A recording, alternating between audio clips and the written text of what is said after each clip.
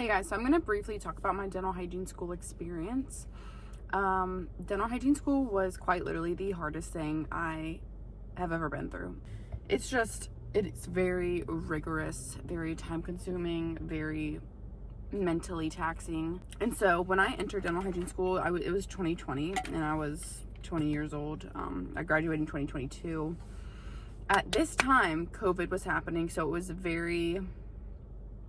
the world was crazy already, And then on top of that, another set of life things happened. I started a new relationship, broke up with a different person. Some family member got into like a horrible accident. Family moved away. Our dogs were getting sick. A couple other random things. Like a lot of change happened at once. And so this is actually when I started to experience a newer high level of anxiety. And honestly, up until this point in my life, I'd never really experienced anxiety like at all. Like obviously there were times where I was like, oh, public speaking, you get like a increased heart rate, but this was like straight fear all the time, or like doubt, basically just like constant doubt and not feeling like I was ever enough or doing enough. And I think that happened because there was a lot of change in my life and my confidence got knocked. Like I had one moment where I had an intense anxiety attack, and that day changed my life forever. Like literally ever since that day, I've been dealing with, oh, that's so hard to say out loud, but every day since that day, I've been battling against this anxiety. And I understand it's like a part of life, and when things change in life, typically it brings along some anxiety and stuff like that. And so I can sit here today and say I'm definitely a lot better than I used to be, but it hit me at like the worst time because I'm starting this program, this school that's like, you have to have, your confidence to get through dental hygiene school. And so I did notice that I was feeling like inadequate pretty much from the beginning. Wasn't sure if I was like cut out for this. I wasn't even sure if this was like what I wanted to do with my life, and so I did, of course, ignore those thoughts. I continued on. I've always been a fighter, so like that wasn't really, I wasn't gonna quit, like I knew that from the beginning. There was one course that I almost failed because they had an 8-point grading scale in school as far as I remember. So I think I was sitting at like an 80 and I was close to failing, and I was so stressed. I'm like, I put thousands of dollars into this.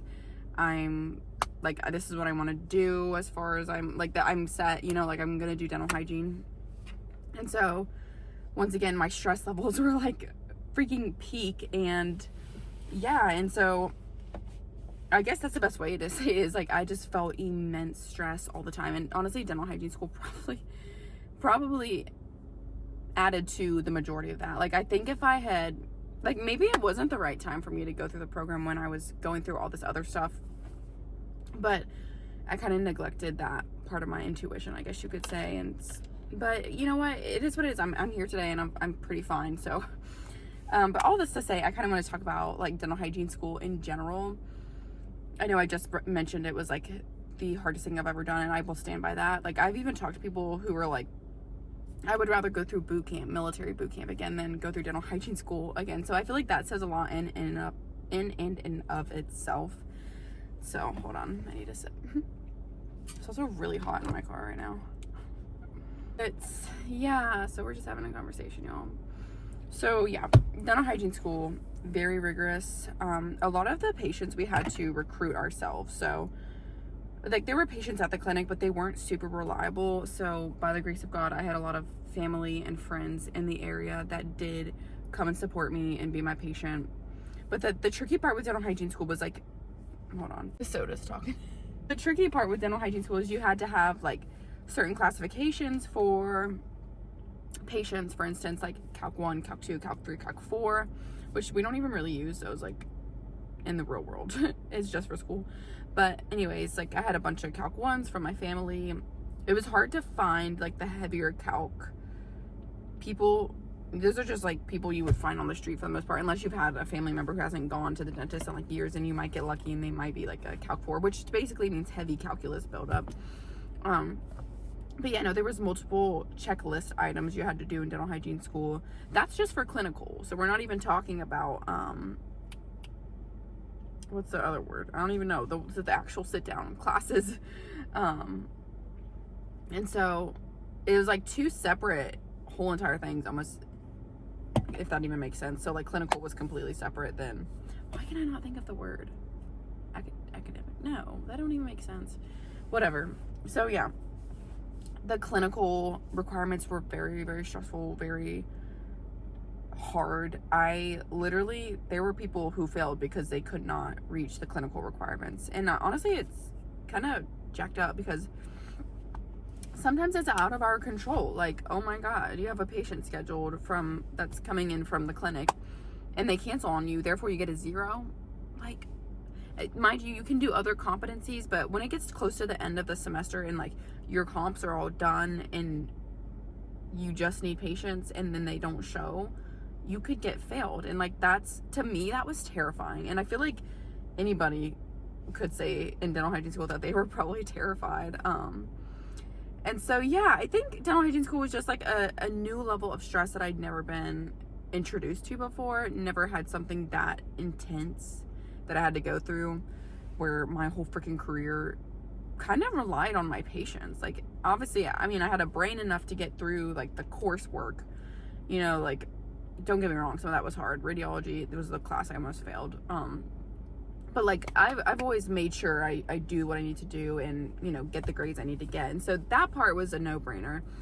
What I'm talking about is the clinical requirements. And on top of that, I think going through dental hygiene school with COVID, once again, made everything more difficult because protocols were constantly changing. You know, like infection control was constantly changing. And on top of that, you know, they were talking about getting like the COVID shots.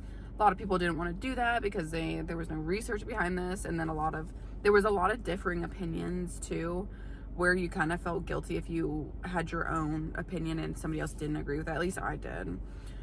So yeah, a lot of outside source stressors as well.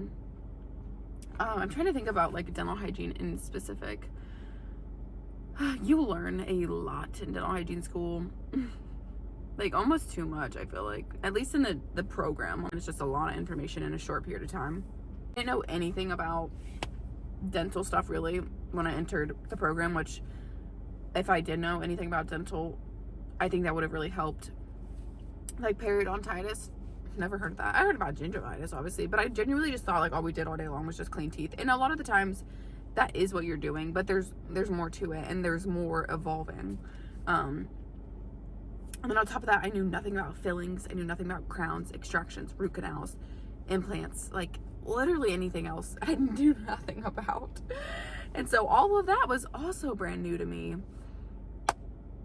So it was just a lovely, lovely beginning to dental hygiene school. I will say graduation was probably my peak moment in life. Like, getting to the end of dental hygiene school was, I don't even know.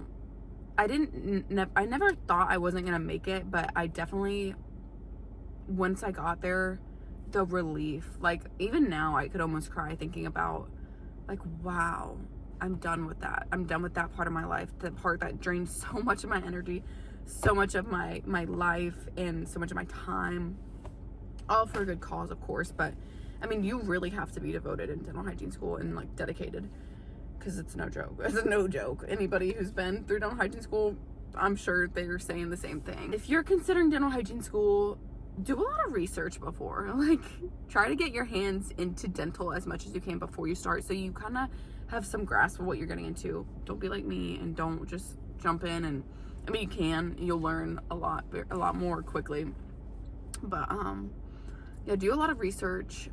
There's a lot of physical things that come with dental hygiene that can affect like the long-term career, if that makes sense, or affect you long-term. For instance, I kind of already get hand and wrist pain. I'm only going into my 4th year now, which is crazy to say. I get hand and wrist pain. I actually think it's from the Nomad, like holding the weight of the Nomad, which Nomads are actually kind of newer. It's a handheld x-ray device, but yeah, sometimes when I have to take PAs, I have to like twist my wrist kind of weird. So yeah, physical, and then sometimes I get upper neck back pain, but once again, loops, the kind of loops you wear, and using like a saddle chair, those two things I feel like have really helped prevent that issue. And then also just stretching, massages, taking care of yourself. Everything easier said than done, of course, and it is extra work outside of work technically that you would have to be doing, but I mean, a massage is a massage, you know, you can't complain about that, right? I think I mentioned this in a previous video. I do have my bachelor's, so I can go and do other things. I could do public health, I can go do research, I can teach, I can profess at an associate's level college. Once again, the pay grade's probably not the same. I honestly don't. I could do sales potentially and make a lot of money there, but I don't, right now in my life, I don't see myself necessarily as a salesperson. I mean, if it's something I truly stand behind and like believe in, then I would all totally go and do sales, you know. But I think there are some products out there, dental related, that that just I wouldn't back, if that makes sense. So I don't know, sales is kind of a little bit wishy-washy. Plus I like clinical. I do really enjoy clinical hygiene, but it when you're working like more than 3 days a week, it can really drain you. And then on top of that, ooh, there's like a big cricket right there. I don't like that. And on top of that, this is gonna be my biggest con, I think, being a dental hygienist, is the time pressure that I feel all the time. For instance, waiting on an exam, or I only have an hour with this patient and they're talking a lot. No offense. Like, I love talking, don't get me wrong, but then we're 20 minutes into the appointment. I gotta still take x-rays. I still gotta do this and this and this and this. And you feel like the low grade stress like all day long. And sometimes it peaks. Like, I had a really, really, really rough day not too long ago. Probably the worst day I've had in dental hygiene, because for some reason I was already just fed up. You know, I was just already fed up. And I was running behind all day long. The doctor that I temped for at this place, which temping I think can actually make things worse, because you're in a new environment all the time, and that in itself is a lot of new stressors. But I can make a separate video on that. But what was I just saying? Oh yeah, the doctor I was temping for that day got like snappy with me and basically ripped the insurance out of my hand. And I was like, when he was doing an exam, I was passing them to him, and he was like, I'm not even explaining, because it's really not even worth explaining. But, and so you know, like when what am I saying? You know, when you're just so like tired and fed up and irritable that you literally just have to cry, because that's the only way to like express how you're feeling. That was one of those days. And I honestly can't stand here and say that I've had a day that rough until recently.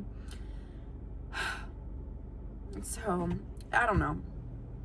No job's perfect. Every job's got its pros, its cons. I'm very thankful, grateful, blessed that I have a job. I can have my own apartment. I can afford my own car, a nice car. I can pay for my own insurances. I get to travel, and I still go out to eat, and I do fun things, and I can provide for myself without relying on somebody else. That I am forever thankful for.